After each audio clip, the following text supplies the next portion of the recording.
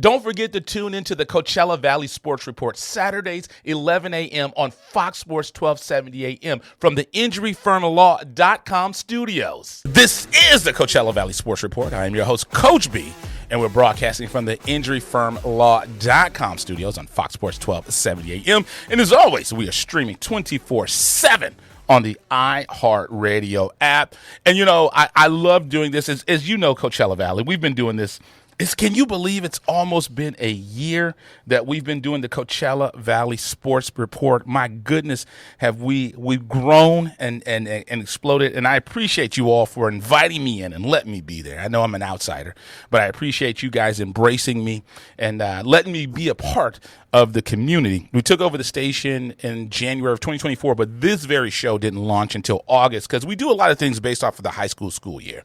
But you all know that I was on Fox Sports AM 1350 Riverside for 10 years, and I had a young man.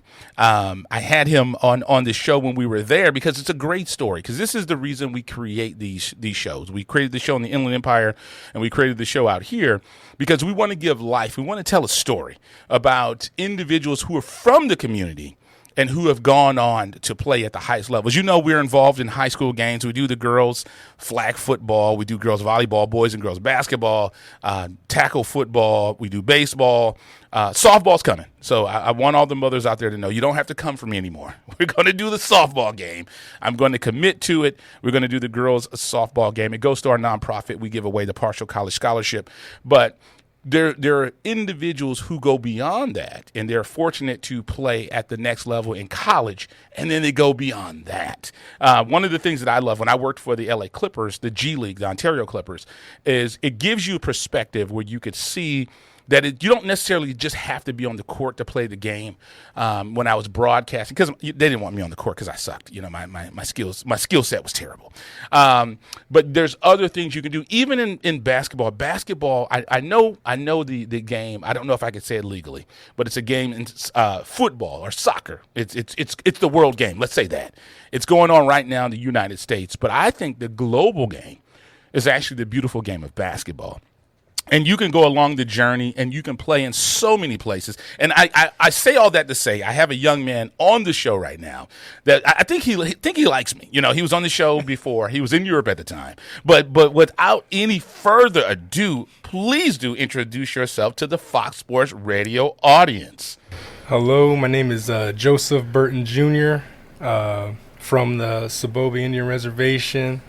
Happy to be here, and that was a good intro. Yeah, when you said years ago, I'm 35 years old. I'm thinking back to when I was 21, 22, so it's been a while. Yes, it's good thing is you came back, so I appreciate that. So thank you so much, and I'll have you make sure you come up on the mic so the world can. Sorry. There you go. This is my first time doing it. No, it's all good. So like I said, you got to get all up in there. Okay. So we want to make sure that they can hear you. But I mean, what a story you've had. Like I said, we interviewed you, and you said you and your mom are going back and forth. You know, if we interviewed you in high school and college, but you were already overseas. Yeah, because when I saw the Fox Sports on the Instagram page for you, I was like, maybe it was in high school, because I saw the CIF and all that stuff, the Southern Section. So, I mean, I played in that with West Valley High School. So I was like, oh, maybe it was in high school. And we were going back and forth for a while, and we were both wrong. So then I went to you. I was like, my wife's like, don't ask him, because that's rude. I'm like, I mean, just ask him. I don't know. I don't really know the right time. But you said overseas, so it's probably my second year or third year overseas. So yes, and that's the beautiful thing about it. When I first heard your story, local guy, you went to West Valley. You grew up on the Soboba Reservation. Yes. But you've gone and and I'll ask you that. When you think about you growing up on the reservation, did you ever think that this beautiful game of basketball would take you all over the world? Let everyone know where you've played all overseas. Yeah. So growing up, like I said, on the Soboba Indian Reservation, born and raised, I was actually the black sheep of my family because I'm the only one that went to West Valley, and that's in Hemet. And Soboba's in San Jacinto, and everybody on the reservation went to San Jacinto High School, the Tigers. So I was a Mustang. And, everybody was upset about that because my grandpa, Charles Silva Sr., he was a big inspiration in that area, coaching. I mean, he went there as well. Him and his brothers and sister, everybody went there. So he was a coach for years and years and years because did every sport, basketball, football, baseball, softball, everything. And so I went to West Valley High School. My junior year, we won this Southern Section CIF championship, and then the next year after that, my senior year, we won the league, and then we went to the third round of CIF, and then we lost it to Soro High School. And then after that, I went to Oregon State, 4 years, played for Coach Robinson, Barack Obama's brother-in-law. And then my first contract was in Denmark. Aalborg, Denmark, was in the north, was in the Scandinavian country, and that was my first contract. The next year I went to Holland, played for Zwolle, Landstede Basket, and then the third year went to France, Evro, and that's where I won my first MVP for Pro B. And then the next year I went to Coral Rouen, which is in France as well. Then I took a break and went to Japan for 1 year in Amori Watts. Talk about cold, talk about ice. Then I came back to France my 2 next seasons. Then I went, that was like during COVID, so the season got cut. Then I went to Finland during the COVID year. That season was cut in half. We only played about a handful of games, 20 games. And then I took a year off after that because basketball wasn't really going. And then I returned back to France. Then I got another MVP. France again the next season, and next season France. So, and then I'm here talking to you. And I tell you, how cool is that when you go back and you think about being a young kid? Yeah, I had to remember. And then going back to being like a young kid, man, I didn't even think I was going to go to college, And it's the funny thing because there's a junior college, Mount San Jacinto Junior College, that was in our town, and we used to go to the games when I remember I was 6, 7, 8 years old, and I told it was John Chambers I used to coach. He was a magnificent coach. He's been there for years and years and years. I think he's the winningest coach in the program. And I told him, I said, I'm going to play for you, but not knowing it was a junior college. I didn't think anything. I was just like, I'm going to play for you. And I was like 8 years old, 9 years old, and he's all laughing. And then I got good. I was playing AAU from 8 till my senior year in high school. I played for Team Inland All-Stars for a couple years. Then I went to Rising Stars, and then I went to Compton Magic when I was in my end of my 7th grade year, and I was with them till my high school career, until I signed at Oregon State. Yeah, and you played multiple sports. What do you think? And this is one of those things that I tell a lot of these young athletes where they want to specialize in one sport. Yeah. Like you said, you played basketball, you played baseball, you did football. All flag football. The women of the family, my mom, my aunt, my grandma, they didn't want me to play tackle. My grandpa was all for it, but they didn't want me to play actual tackle football. I think it worked out. And then you also, just looking at, you played volleyball as well. Yeah, I played volleyball in high school, West Valley. So I like I said, I went to West Valley. I was playing basketball, just to go there for basketball, because at the time, San Jacinto and West Valley, San Jacinto was on the lower division, and West Valley had better competition and a stronger schedule. So I went there for basketball. And then I guess one of my, like back to my grandpa, he knows everybody in the area. Coach Freestad saw me because I was in his PE class, and he said, "Hey, you want to play volleyball?" And I'm like, "I don't know what volleyball is." I mean, I played volleyball, but I just hit the ball over the net, whatever. I didn't know the footwork or anything about that. And then he's like, "Hey, what's your last name?" I was like, "Burton." And he's like, who's your family? And I'm like, Silvis. And then and he's like, "Oh, I know Charles." So they knew each other. So he's like, "I'm going to talk to your grandpa and all this stuff, get you to play volleyball." So that's what I did. For all 4 years, I played volleyball. And that's pretty cool because, funny story, I just came across this, and I saw Kobe Bean Bryant talking about this. He said that he did tap dance, and he said that helped with his footwork. Well, yeah, so the footwork aspect, so I was a freshman on varsity volleyball I just a kid. I didn't know anything, but when we're doing like the footwork, the ladder work, and like getting the steps down for the volleyball, Freeze Dad was like, "Man, your footwork is great," And it's like, yeah, my grandpa's been my coach, my mom, my aunt, my uncles, all of them have been coaching me up, and that's the main thing of my game is just good footwork. So it is what it is, and that's why I was pretty good in volleyball too. And it looks like it worked out for you. And that's why one thing I wanted to ask you, as I was saying, is a lot of times kids want to specialize in sports. Like when my son was in high school, he graduated in 2020 during COVID. But his coach wanted him just playing football. But when we were in high school, it wasn't foreign to be a 3-star athlete. I mean, I was a 3-star bench warmer. I'm 3-sport bench warmer. So, I mean, that was me. So that's why I tell everyone who's going to see this on YouTube and whatnot, this was my position in high school. Sitting on that bench, but I was good at it. I was good at it. Getting the water, huh? Yeah. Yes, but why is that so important to play multiple sports, and how did that help you become a better athlete? I mean, you got great genes. How tall are you? I was listed at 6'8". No, I think I went down to 6'7", and I get a little shorter, 6'6". So okay, as I got I get you. Older, but you're 4. Oh, he said it. He's 6'7". So no, yeah. But to have that footwork and do that, how did playing all those sports help you? Man, so yeah, it helped me tremendously. I mean, because as a kid, growing up in the area, you play multiple sports. I went to Valley Wide and I played, soccer, football. Yeah, because when I went over to Europe, I said, "Oh, you guys play soccer here?" They're like, "Oh no, we play football here."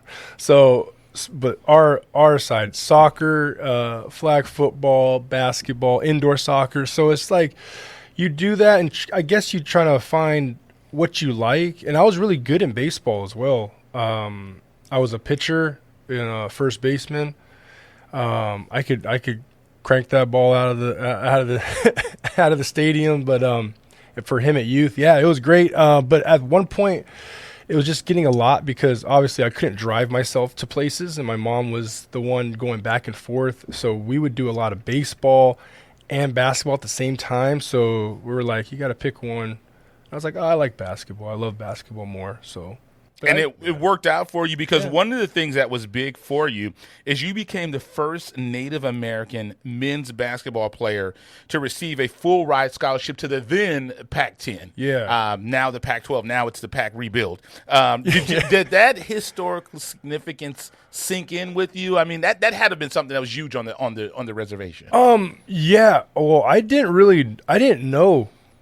I didn't know that I was the first recruit for Coach Robinson at the time, and he came to the res and saw how we lived, and he was just like, man, this is like different. I'm like, yeah, this is a whole nother world. Once you pass that guard shack, it's just like it's a sovereign land, so it's our own rules and regulations up there.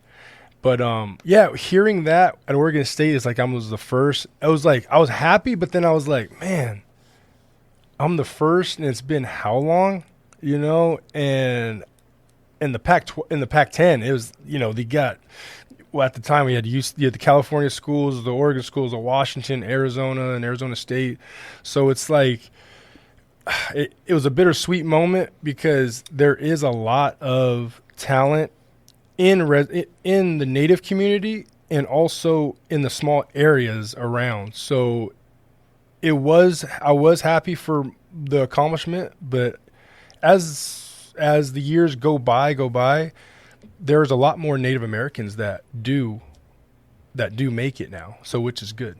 And that's got to be great. That had to have been something your grandfather had to be super, super proud of. Yeah, he passed away in 2018. But yeah, that's something that I was really proud of. Every time that I got an MVP award or an accomplishment, I was dedicated to my grandpa and my family for basically sacrificing to do what it is for me to get out, and that's what I tell a lot of people, man. Like it's hard work, but if you have a good foundation, it's easier, but it's still hard work to get to where you want to go. Absolutely. We're going to take a quick commercial break. Great conversation. Like we said off air, I love all the talk. Yeah, I know. That's why I'm like, I'm looking this way, I'm looking that way. I'm just like, oh, am I saying too much or am I talking too much? But you're shaking your head. You go. So I'm like, all right, I'll go. Yeah. When I ask guests how much should they talk, I say too much. Because that makes good content. Yeah. So we absolutely, and it's important because you're sharing a great story, and I love to have someone local from the area that can be an example. I mean, the odds that you overcame, fantastic. Absolutely love it. So let's take a quick commercial break. This is the Coachella Valley Sports Report. I am your host, Coach B, and we're broadcasting from the InjuryFirmLaw.com studios on Fox Sports 1270 AM. And as always, we're streaming 24/7 on the iHeartRadio app. And make sure if you get up early on Friday mornings, check us out on Fox 11 TV. Can't get enough of the Coachella Valley Sports Report? Then make sure you follow us. We're on X and Instagram at CVSR Fox Sports. This is the Coachella Valley Sports Report. I am your host, Coach B, and we're broadcasting from the InjuryFirmLaw.com studios on Fox Sports 1270 AM. And as always, we're streaming 24/7 on the iHeartRadio app. And make sure you get up Friday mornings. Check us out on Fox 11 TV. And, I'll tell you, once again, we got our guy, Joe, in studio with us. But you play for the guy. You said, Coach Craig Robinson. Yeah. My goodness. And he has a pretty famous sister. Yeah, Michelle Obama. So that was sorry, Coach, but this was the Coach Rob about the selling points. He was like, he's going to be president. I don't have I know the president of the United States and all this, and I'm like, okay, all right. But I didn't sign just for that because my obviously my teammate from Compton Magic, Roberto Nelson, was also going to Oregon State too. So I've been playing with Roberto since I was playing against and with since I was like 10 years old, and we were both going at the same time. So went to Oregon State together. So it was cool to have my brother and my teammate to go with me to Oregon State. And while we were there, freshman year we went to the White House. Every year we went to the White House, and then actually my senior year we ate Thanksgiving dinner at the White House. My first experience at the White House was cool. I mean, the security was tight, like no cell phones, no pictures, no nothing. I said, oh, hey, Mr. President. Then my sophomore year, I was like, what's up, Barack? I was like more comfortable. Like I knew the place around. So it was, but it was cool. Walking into the White House, you see nothing but Native Americans on the walls. Like history. And it was awesome because he came up to me my freshman year when we were walking in the White House. He's like, "Oh, so you're the Native American?" And then he was like, "Look," and he's like, "You're all on the wall." And it's like it was. I was like, I did not know that. Yeah, it was. I don't know. He probably changed it now, but but on the walls it was a lot of Native American pictures and artwork. So it was pretty cool. And that is cool. So I've gone to Washington D.C. once, and when you look at the White House. On TV, you think it's 32 stories tall, but when you look at it, but that's the people's house. Yeah, it's just a regular house. I don't know how they do on the cameras. They make it look like it's bigger than what it is. Right. And but yeah, we were going through every room, and they said there's 4 floors, but there's in between the floors is another floor. So. But it's like I think it's just for storage and stuff. I'm probably giving a lot away, but but there was one where we're walking through the White House and he's all watch, opens the door. There's a secret agent just standing right behind the door. That's all he does. Wow, he just stand right there. He's like, yeah, there's a bunch around that just stand there. And you think the life experiences you've been able to get. Like I said, going back to being on the Soboba Reservation, you could have never fathomed that you're in the people's house, you're playing in all these European countries. Yeah, it's just crazy to see because, like I said, like I was just playing in the dirt with my cousins, and just running up and down, no care in the world. Oh yeah, I go play basketball sometimes. Like, was there a time when you knew that I'm pretty good at this? I think I started to feel that I was pretty good when people were telling me that I was good. And I got my first letter in 4th grade from it wasn't a letter, but it was like, we're watching you. It was like St. John Fisher's in New York. And I was like in 3rd, 4th grade. And I was like, and I think that's when it clicked. My mom was like, oh, like you might be good. Yeah, you can be legit at this when you think about how you did that. And another thing I always wanted to ask, when you we speak English, that's our language. But when you go to France, and when I know a lot of countries will appease Americans and speak English, but do you have to learn when you're in Holland? And do you have to learn the language? Denmark was tough. They did a lot of like that, and then it was funny because in Denmark and in Holland they don't like each other because they always make fun of how they speak, and it's more Denmark is more like German, like more like a hack, and then Holland is more like like la flo, like they kind of elongate it. But mostly, a lot of people don't know in Europe, like they learn English very young, like the younger generation. Maybe the older generation, they kind of speak English a little bit, but when you're on the basketball court, basketball terms are kind of the same, similar, and you'll pick it up because, they'll say pick, roll all the time in their language, and then you'll know. Okay. And, most cases, all my teammates spoke English, especially in Holland, they did. In France, it was kind of iffy, but there were some guys that went to college in the States and then came back to play, so they were French and other European countries. So that makes sense because that's the one thing I think about when you go there. Like I have high blood pressure, so I take a triple, and I have to know where a bathroom is. So if I'm in France, I need to know how do you go to the bathroom. So. No, toilet. Yeah. So but we talk about at Oregon State for a second. We went to Macedonia. Me and a couple of the student athletes for Oregon State. Two of my other teammates, Kevin McShane and Roberto Nelson from the basketball team, went to Macedonia for Beavers Without Borders. It was Habitat for Humanity to build another story on another house over there. So we were in Komonovo, Macedonia. Their bathrooms are, you dig a hole, you put a plot and you put the wooden chair and all that stuff, and you do your business, and you cover the hole, next hole. And sometimes they have like those squatting toilets. So I was like, oh man, I cannot be over here. Yeah. But it was different to see that. But it was kind of like the reservation a little bit. Everything was really tight, dirt roads. All the kids in the community were playing together. And it was just like, it was good to see and humbling to go back to the States and have, running water and, clean, food, water, all that stuff, just water, ice, and like just regular food and just easy getting around in cars.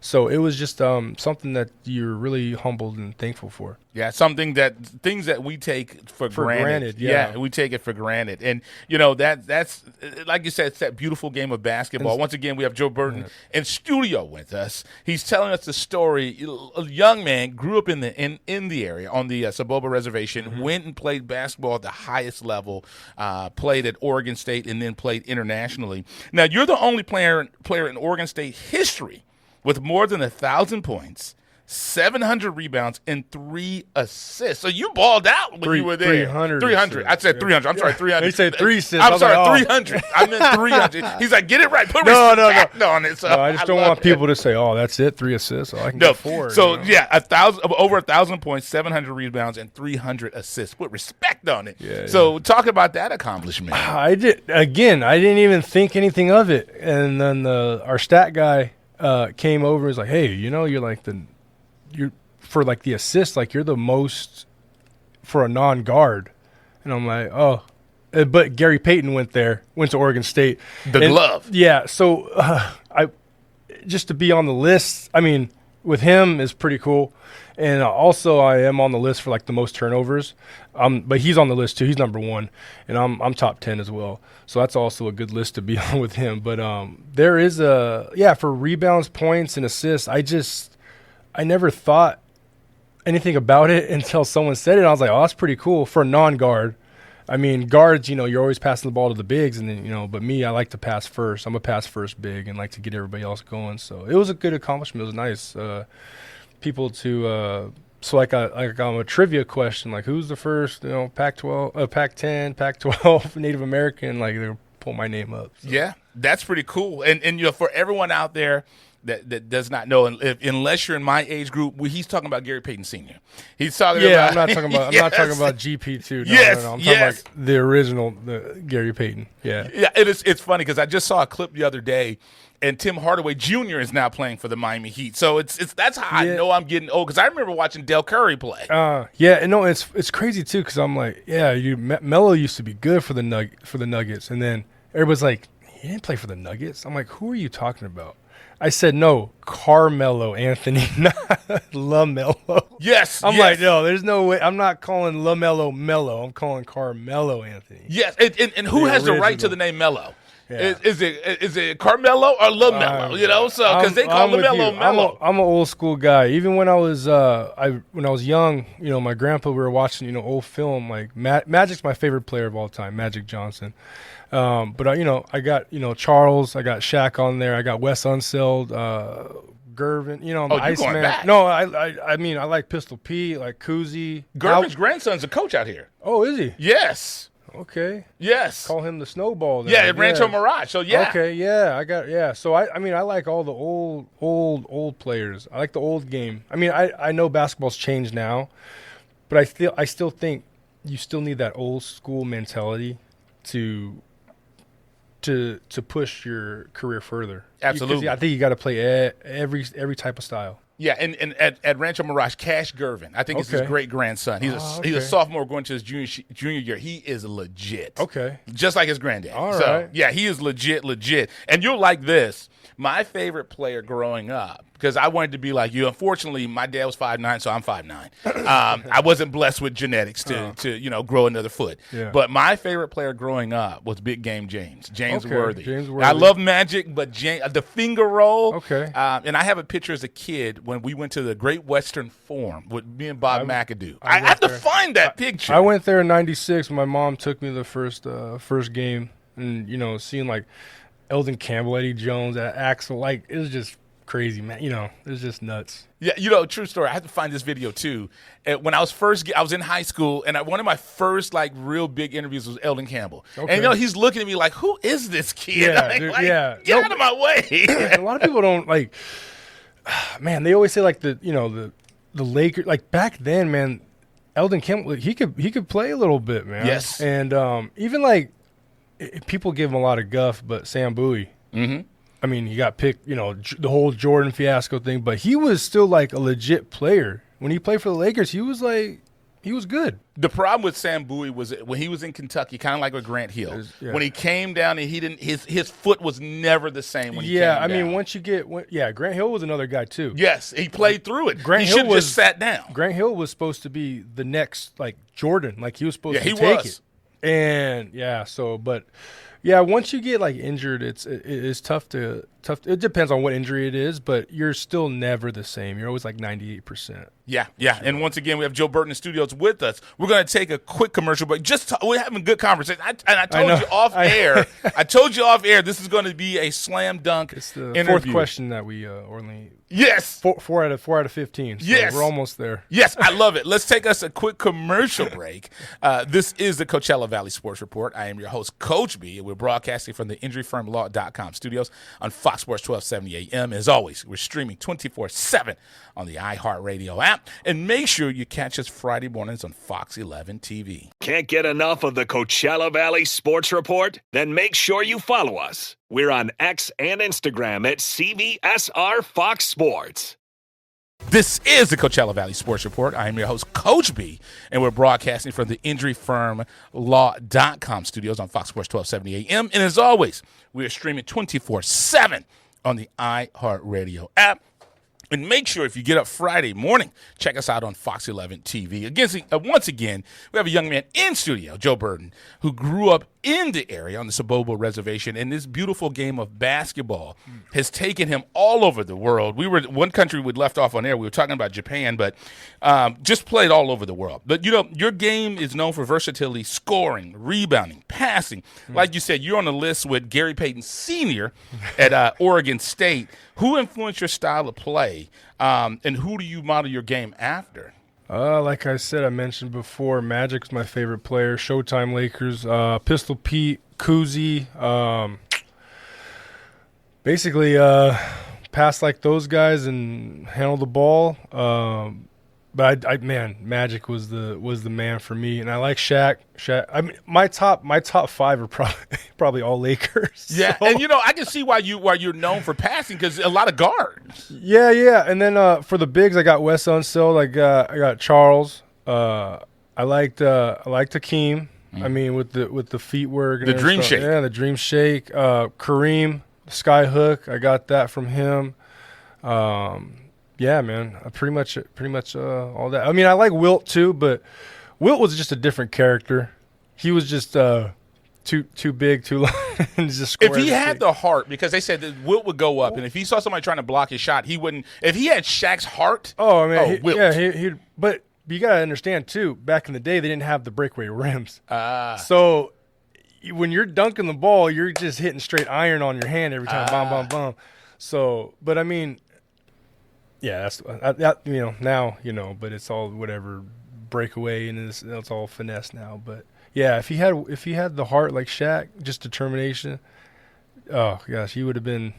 I mean, he's still great. I mean, 100 points in the game, 56 point average for the whole season. I mean, it's incredible. Yeah, Shaq wanted to embarrass you. Well, I got flack for this because I said who are the top five, and I know this is off the cuff. Who are the top five players ever? We don't have to do that. Let's settle it now. We know, when the top. Who are the top three Lakers? I mean, you got Kareem. Top three Lakers. You got Magic. You got Kobe. Now, so I'll tell you mine, but I'm going to give you. For me, Magic says it all the time that Kobe is the greatest Laker. Negative. The greatest Laker ever has got to be Magic, and then Kareem, and then Kobe, because Magic, a rookie, a point guard, to go in and play center in Game 6 in Philly as a center, score 42 points. As a rookie, Jordan couldn't even do that. Yeah, in 4 years, he won a state championship in high school. He won a national championship in basketball and an NBA championship in 4 years. Yeah. That's a good three. I mean, man, I would have to say that top three, but I would, Shaq's 4. Yeah. So who's your top five? Who you have in your top five? I mean, with the Lakers, you can probably go top 10. I mean, top 10. But I can to build the team, the starting five. I would put Magic at 1, Kobe 2. Got to go with Michael Cooper at 3. You got to get defense in there, and then I would even go Kareem at 4 and Shaq at 5. Right. Yeah. You'd have to get him in there. No big game. Or is he coming off the bench? He would be coming off the bench. I mean, he would be like the 6th guy, because I would sub him in for Cooper, in and out. But because you can't have all like superstars on one. Yeah, I mean they're all superstars to me, but you got to have a balance. If I'm making a team, then I would have. Depends on who we're playing. And think of that. I mean, 2 people that you would still have coming off the bench. You'd have Jerry West, and then you could have Big Shot Rob. Mm-hmm. Yeah, Robert Horry. Yeah, gosh, yeah, that's right. And then Gail. Nick Van Axel, too. I would put him at backup point guard. And you got Gail Goodrich. Yeah. Norm Nixon. You got D-Fish for defense. Yeah, man. Think of that. Yeah, I mean, Lakers franchise is pretty good. I mean, then I would just, for nostalgia, put George Mikan in. He'd probably be the 12th man. Yeah, I was going to say, George Mikan. People forget he was the first NBA superstar. Yeah. I mean, he was, wasn't getting paid like the superstars, but he was, back in the day, that's what the superstar salary was. And he was just a big guy. Because he was like one of the first big men. But he was only, I don't know, it was like 6'9", 6'10". Like, he wasn't really that tall, but he was like the first one. Yeah, and that's one of those things before basketball became basketball. And I'll ask you with this: how has traveling the world? And we could another thing we could talk about too, because you think about coaches, because you had Pat Riley, and I just thought about this, and you had Phil Jackson. So I mean, who's the best there? Well, but you could put him head and assistant coach though. Right. And then Jerry West was an assistant as well. And then, I put him as GM. Yeah, Jerry West. I'll put Jerry West at GM. He's pretty good at GM. And then you got the best broadcaster ever. I mean, Chicky Baby. So yeah, man. Yeah. So the Lakers are pretty legit. Jello's jiggling. Yeah. Yes. Yeah. But I'll tell you this: how has traveling the world changed your perspective on just basketball and life? Like, you have a family now, and I'm sure they've experienced things that, like my daughter, when she was 23, she went to New York. I've always wanted to go to New York. And just having your kids, like, not looking in the history book, they're actually at the place. Yeah. So thinking about that, I think my kids been overseas more than they've been over here. I mean, they grew up over there, and they just know nothing different. And, my son, he always says, because he was born when I was coming from my first year in France. It was during the season. My wife was pregnant. I flew home. She had a baby, had Joseph. And then I flew back the same day to come back for the game. And then so I was like, I didn't even get to hold him or anything like that. He was just in the doing his weight and all that stuff. So flew back, and then the next season they came out with me. They stayed the whole season, 10 months in France. That's why my wife likes France a lot, because that was our first country to come out and actually experience. And so it's been great. Then I had my daughter Lovi, and then my youngest son Jovi. So they all been in Europe, and one child was okay. It was good traveling back and forth, 11-hour flight. Two was again okay. But then it was 3 kids, and then my wife would go by herself because the kids were starting school, because my son's 10, Lovi's 6, and my youngest is 2. So they were in school half the year, coming over to see me, and she would travel by all by herself, and it was like, she's strong for that. Yeah, and that's the thing that most people don't think about when you think about the travel being international. Yeah. And like when you leave a job, you may add 20 minutes to your commute, but when you're a professional athlete, I mean, very few cities are like L.A., New York, Chicago. They have multiple franchises in one city. But for the most part, you're moving to different parts of the country, and that's got to be tough, too, uprooting your kids and taking them to other places. It worked for Kobe Bean Bryant when he was over there. Well, yeah. And then also, too, you just got to – I'm big. My wife is tall and big. My son is big. We're all like big family. So they got us in like in a little 4-door Fiat. And so it would just, only can fit one backpack in the trunk. Like it's really, a tight fit, and like we're just big. We're used to, like if I had a Chevy, my Silverado over there, they'll be like, what is that? That's a monster truck. Like they just never seen anything that big or anything like that. So it's just tough that way, and also just getting around, speaking. But we managed. I mean, we've been over there for 8-9 years, so it's like we know some stuff in the ins and outs. You've learned some things, and that's pretty cool. Like when like I said earlier in the show, when there's a world soccer match going on, because for legal purposes, I don't know if I can say the name, but you can see people are just falling in love with American customs and cups and servings and sizes. It's crazy. There is people that like go to Walmart. They're like, man, this store is this place is great, because they don't have any of that over there. No, like their family size stuff is over there is probably like, just like for McDonald's, right? Their large is like our small, like our kids' small. I've heard that. I've heard that that's one of the reasons why Americans are getting bigger, because like a kid's meal used to be an adult meal here in the States back in the 40s and 50s. Yeah, and that's why I get skinny when I go back over there, because it's like smaller portions. And it's a lot of money. I'm like, I don't want to pay this extra 25 euros for another burger. I'll just eat this and drink water. Yeah, and when it's what they put in the food as well, the process. Yeah, and that was my first thing when I went to Denmark. Because, here you buy chicken, and they're thick and they're big and they last long. That's what I did. I went to Denmark, and I went to the store, got like 10 pieces of chicken, put it in the fridge, didn't think nothing of it, cooking one a day. And then I get to the third one, and I'm like, why is it green already? Because they don't have no preservatives. They don't got no steroid or anything in it. And the chicken was so thin. I'm like, oh, this is the real food. That's the way food is really supposed to be. Once again, we have Joe Burton in the studio with us. And I love to talk about that. He growing up a local kid on the reservation. I'll ask you, no matter where you've played, no matter where you've gone, I'm sure you have your hat on now. I'm sure you're taking it with you. Oh, yeah. You're always an ambassador of the Soboba, the tribe. Why is that so important to you to be a great ambassador? And I'm sure they've got to be super proud of you and your journey. Yeah, I mean, they made me. You know what I mean? It made me who I am. It instilled the culture and the respect that we have for our elders and our community on the reservation. That I just take that with me wherever I go. Like when I was younger, you know, like again, watching my family work and walk around. My grandma, I was like, why are you picking up trash all the time? She's like, oh, I just do it. Now I do it all the time. Like I just see stuff, and because I had that family, not just from my immediate family, but like just the reservation also too. Like people would say like, oh, that's Joe, that's Dondi's boy, or that's a B, because my grandpa used to be called Charles Bebop Silvis, and that was his nickname. So they're like, oh, that's Bebop's grandson. So like they would always like look at me and like kind of, you know, push me in the right direction and stuff like that, because it's easy to go the other way, right? Especially when I didn't have a father growing up, but I did have my grandpa. I know my dad now, but I didn't have.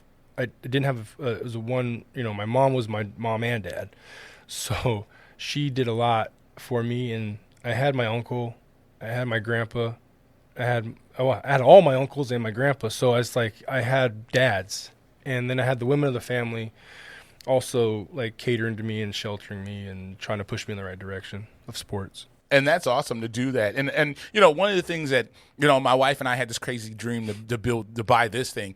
Only 3.9. I learned this after we bought the station. Only, I think, 3.9% of radio stations in America are black owned or African American owned. I'm an American owned station. That's what I always tell people. Yeah. But what would you tell a young Native American that is looking to do something great like you've done? And I mean, against all odds, you got it.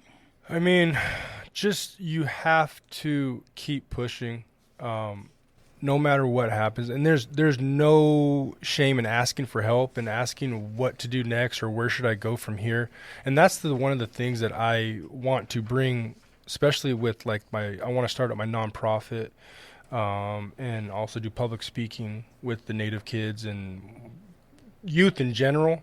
But my focus would be unimproved, you know, the Native American community, because I do connect on that level, because I am also Native American, and I grew up on a reservation where I've seen development, and I've seen a lot of stuff that has derailed a lot of people that could have went far. And I just want to say, you know, just keep going. School education is where it's at, because yeah, I did get a full-ride scholarship, but again, I could have busted my knee my freshman year and been done. You know, I could have, you know, did 1 year. I could have been, 1 year in pro, busted my knee and been done. So I had to fall back as the education and the degree to come back to the reservation and help our people, not just our reservation, but everybody in the community and other communities. So. And one thing you talk about being a businessman, you pronounce the name right. I want to do it justice, but you started your clothing line. It was 2019. Yeah. So that was the thing. Hoonwit Clothing. I wanted to establish that back in the day, but it was just tough because I'm always gone 10 months out of the year. And every time I come back, I have orders and this and that. I try to do the 2 months, and I try to do the family stuff, try to do vacation, and I have to get all that stuff ready to then head back in August. So I'm starting that back up, and the website is live and all of that. So I'm gonna get you those shirts. Yes. And it's funny because when I was messaging you, because you had a picture of your mother, and I said I want to do something that my wife. I should have brought the shirt. Oh, my mom's listening right now, so yes. she Hey, Mom. It was the picture from when you did at Legoland, that one, the funny face, and I put "I love my mom," and she had made a little funny face. Yeah. And it's funny because when I hit you, I said I wanted to do one of those for my wife, and you were like, "Well, what shirt?" Because I didn't realize. I didn't know what shirt, because I was like, oh, because the shirt it's just a funny picture of my mom doing a face. So I was like, I don't know what shirt he's talking about. But what I wanted to do, because I know you said you do custom shirts, and that's a trend now where people have a picture of their wife or their girlfriend. So I wanted to make a shirt like that on her birthday, because her birthday is the 21st, August 21st. So I want to get a shirt made like that as a joke of her. No, yeah. That'll be good, because this past Father's Day, my wife made put her face on all of her faces on a shirt. Yes. And I'm just like, she's like, you better wear this. I'm like, oh, okay. Yeah, and I want to do the same. I definitely want to do the same thing. But, one thing I want to ask you, I know we're getting up against the clock, but when your playing career is over, and I know you're probably going to go back, what kind of legacy do you want to leave behind, not just basketball, but for the Native American community? The Native American community is that there's a lot of people that are in the NBA, like Lindsey Waters the third. He's in the NBA, Machamp and all of them. They're all in the NBA right now, and they're Native American as well. But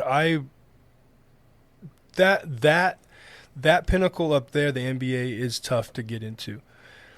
And I always tell kids, there's no shame, no nothing to go overseas, because the game is different from NBA to overseas, and it's the same. They treat you the same. Maybe a little bit better, because they appreciate the art and what you put into the basketball game over there as well. And but I just want to tell the native kids, or anybody who's listening, that you just got to dream and you got to sacrifice. Because I've been on the go since I was 8, and I missed a lot of birthdays, a lot of family trips, cruises. I've been overseas where I've lost family members, and my grandpa. I lost my grandpa the day I was coming back from Japan. Me and my wife and my son. I get emotional, because I love him so much, and I just want to tell all the Native kids, that just kids in general, it's a lot of sacrifice, and if you're willing to do that, you'll make it. Yeah, and I get it. That's I when I lost my grandmother, I know the exact feeling. Yeah, because she was the backbone of our family. I told I was like I don't want to get too deep with Grandpa, because he was the one that really pushed me, and he was, like I said, he's my coach, and it's just And it's one more story, quick thing. I was watching the old CIF championship, was West Valley versus Paris, my junior year, and we were watching the whole film. I never watched the whole game. I mean, I played it, but I never watched it with the broadcast and all that stuff. And then at the end, like, the broadcasters were just like ripping me apart, like, oh, he's not gonna be able to do this at the next level, this and that. I'm like, man, if I heard that back then, I probably would have just broken down. But the negativity is what drove me. And again, like, after the game, we won, and I go over to my grandpa and I give him a big hug, and my mom and my aunt were sitting right there at the scores table, and I just started crying. Yeah. Because it's just like, all that I've done is because of that guy sitting on the bench. Yeah, well, I'll tell you, he did an amazing job with you. My wife just lost her dad, and I believe that they're still looking down and they see us and they're proud of us. Yeah, and I just wish he was able to see me play pro, like actually fly out there, go, but with his health and Native Americans being bigger, like my you see me, so it's just like, that's another thing too. Native community, we need to get our health in check. And, absolutely. Just be healthier. Well, I appreciate the time. I can't believe how fast that hour blew by. Yeah, I know, man. You know? It's 12 o'clock. Yeah, let's definitely keep in contact. Of course. Once again, Joe Burton in studio, and I wanted to bring you in because I thought you had an amazing story, and I saw you were back home. Yeah, and I said I wanted to reach out to you, but yeah, let's keep the conversation and keep this thing going. If you need a co-host, then I'm only down the street. There you go. Anytime you want to, the door is always open. Yeah. We always need you because I know you, like you said, you're gone 10 months out of the year, but we're always here for you. So. I wouldn't mind coming to a studio like this and having this my day job, man. I appreciate that, man. Well, let's have some conversations to talk. But thank you so much. We certainly appreciate it. Thank you very much. Once again, Joseph Burton representing with great honor the Soboba tribe. So we appreciate you, and I'm glad to see all you've done along the way. Thank you. Oh. There you go. Thank you so much. This is the Coachella Valley Sports Report. I'm your host, Coach B, and we're broadcasting from the InjuryFirmLaw.com studios on Fox Sports 1270 AM. And as always, we're streaming 24/7 on the iHeartRadio app.